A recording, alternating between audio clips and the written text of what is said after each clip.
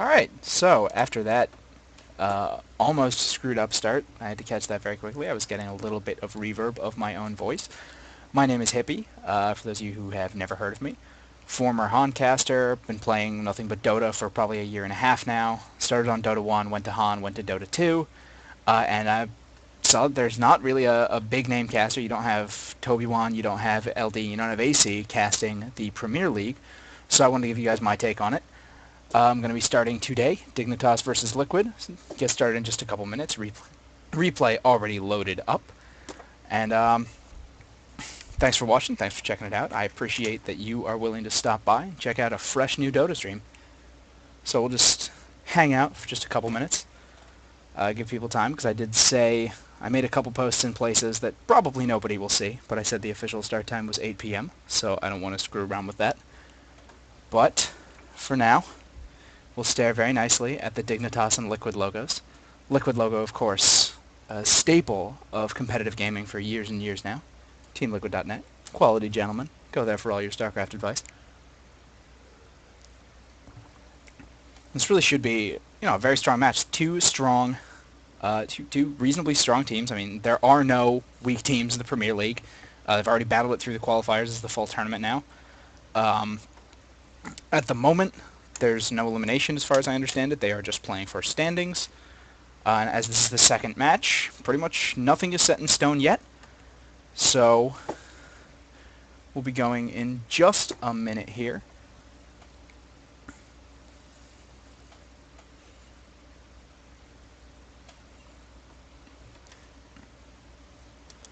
I'm expecting some good action-packed stuff. US and Europe Dota. It's not quite as action-packed as Pinoy Dota, which I will admit is my favorite Dota in the world because they're so aggressive all the time. All kills all the time. Why farm creeps when you can farm heroes instead? But Pinoys consistently kind of run into some difficulty when they're playing against Europeans, Americans, God forbid Chinese teams who are very good at that defensive farming sort of game style. You still see the aggressive pickups, but the idea of, you have the fallback carry, you have the Phantom Lancer, you have the Anti-Mage, you have someone who's just farming. And maybe they'll peak earlier in the mid-game, but they're not all about, you don't have Dragon Knight go mid, rush Lothar / Shadowblade, immediately go around the map and just kill everyone, which is my favorite build. Alright, we are now on time, and let's get started with the bans. Play. And close that. Alright, Dignitas with first ban and first pick here. Let's see what they take out in the initial phase. I do not have a co-caster, so I apologize if there's silence. I will try to keep up the interesting conversation with myself as much as possible. But at the same time, can be a little tough. Dignitas taking their time on the first ban. Want to think about 10 seconds remaining. Maybe thinking about what they've seen Liquid play recently. Liquid team 5 that's seconds really remaining. become very prominent lately. For a team whose name Chaos Knight banned initially, they don't want to Radiant even team give them the banned. option of Wisp Chaos Knight, which has been so popular in picking apart very defensive teams recently. I mean, it's been a popular combo for a while now, but it's seen a real upswing in use, I feel, in the past couple of weeks. Picked apart Fnatic brutally a couple games in a row. I forget who their opponents were, but they just couldn't do anything against. They got completely destroyed. And, used to great effect by pretty much 10 everyone who has seconds any sort of remaining. Wisp flair. Because Wisp, not really quite as simple as he 5 looks, seconds as people may have figured out over time. Wisp taken out immediately as Dire well. So team one team back. bans Chaos Knight, the other team bans Wisp. Chaos Knight can function on his own, so it's not like they're only banning him because of the Wisp CK combo, but he's obviously much stronger. I guess Liquid just not wanting to give Dignitas that Wisp in the first pick, but that's going to leave open. I mean, so if you ban out maybe Batrider, Caudle, Batrider, Nyx, something like that, there goes the Caudle. So, I mean, Batrider, Radiant Nyx, team back. Magnetar, maybe Darkseer, all still candidates for an opening ban. But there's going to be some really interesting heroes open for Dignitas. Now, see here, right here, with the Nyx ban out, Batrider picks, so they're taking the Batrider initially. Radiant team Batrider is really strong, and I don't have a problem with them wanting to pick it up. I'm just worried because both Magnetar and Darkseer are in the pool, And well, Liquid, I mean, picking them both initially would kind of set their lanes a lot more than you usually see people set in their first set, like their first stage of picks. They want to leave something kind of off the table, hide something away, not just reveal everything in their first couple picks.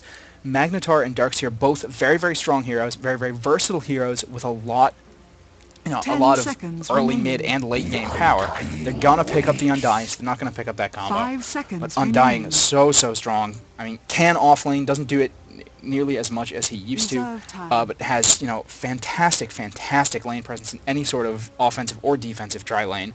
I mean, that the decay spam is so, so hard to deal with, especially for lower health heroes. I mean, low health supports can be down below 400 life from just a couple of hits of decay. Let's see what they pick up with their next one. Again, Magnetar, Darkseer, Tinker. Tinker.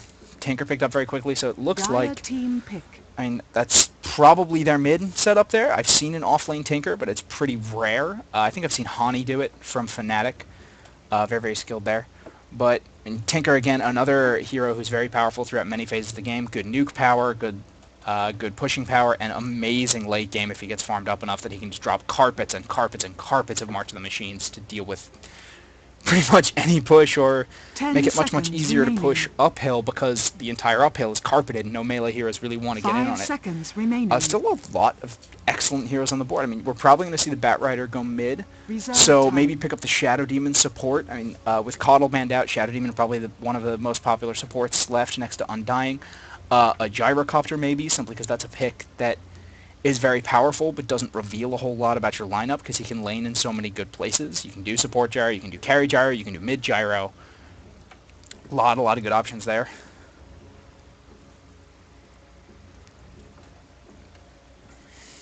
Not picking anything out just yet. They're thinking about it.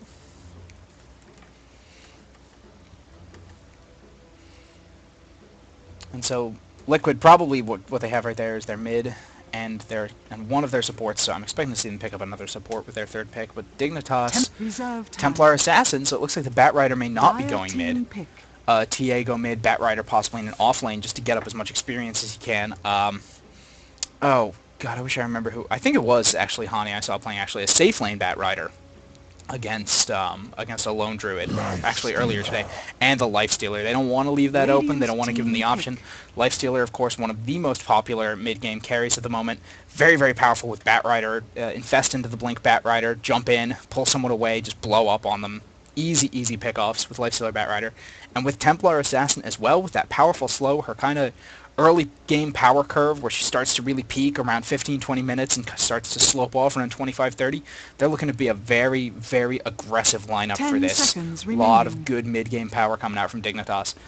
They got to be careful, though, 5 that the seconds Tinker doesn't get remaining. farmed up enough to try to push them back, to try to do a lot of split pushing, try and prevent them Reserve from really time. getting anywhere on the map.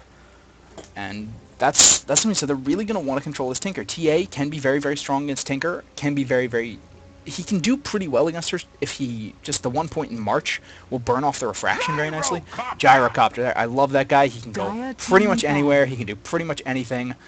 I mean, and it's a pick that not only does it not reveal things to your opponents, but if you need to panic and switch your strategy, you're not, oh, well, we picked a Gyrocopter, we're set now. You're not locked into any specific laning situation just because you picked a Gyro. Now coming out with the bans. Shadow Demon's still in play. Might be worth banning out. Furian's still in play. Might want to ban him out for the sake of preventing extra split pushing from Liquid. They do ban out the Bane Elemental. Radiant team They back. don't want anything... Yeah, they're going to ban out things that are going to counter that Lifestealer's Rage. I wouldn't be too shocked to see an Enigma ban, maybe a Beastmaster ban. A lot more teams have been picking up Beastmaster to deal with Lifestealer recently. So we could see him banned out. They still have a couple options even after that, but I mean, Beastmaster, the long range stun that goes right through the Lifestealer Rage, very, very powerful at shutting him down, especially once he gets a Blink Dagger, can just open up, get him before anything can be done about it. 10 seconds Seeing what remaining. Liquid wants to do, they'll probably want to ban out, strong team fight 5 supports, seconds because they, remaining. right now, what they need is 2 tri-lane supports to go with that Lifestealer, or, a laner and a Reserve jungler time. to go with him. Because the Batrider needs his levels, gonna be in the off lane, unless they're off-laning the TA, but that would be very, very weird.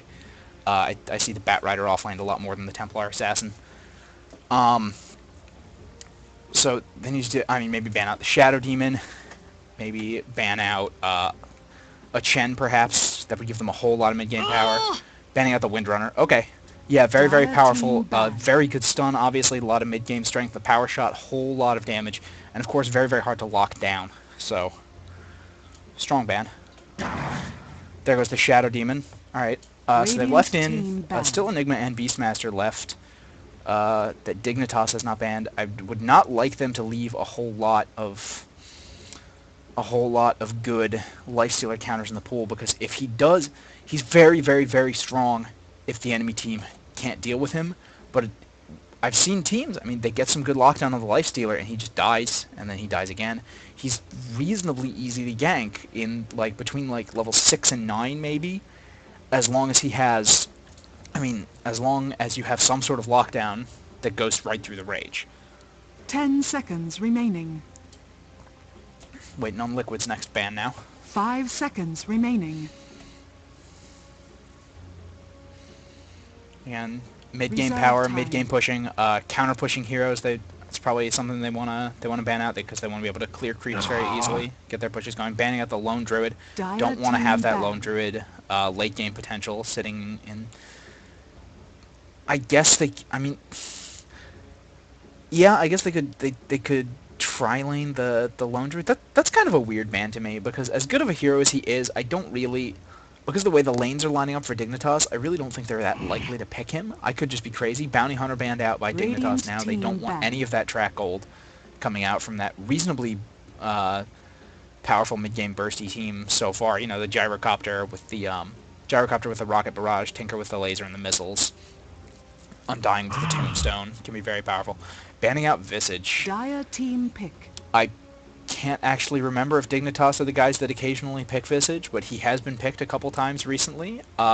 Sometimes he's been not very effective, sometimes he's been frighteningly effective. So, and a good solid slow to lane with the lifestealer is never a bad thing. Obviously, his greatest danger is getting kited. So anyone who can stay away from the lifestealer, keep themselves, you know, just at a good distance.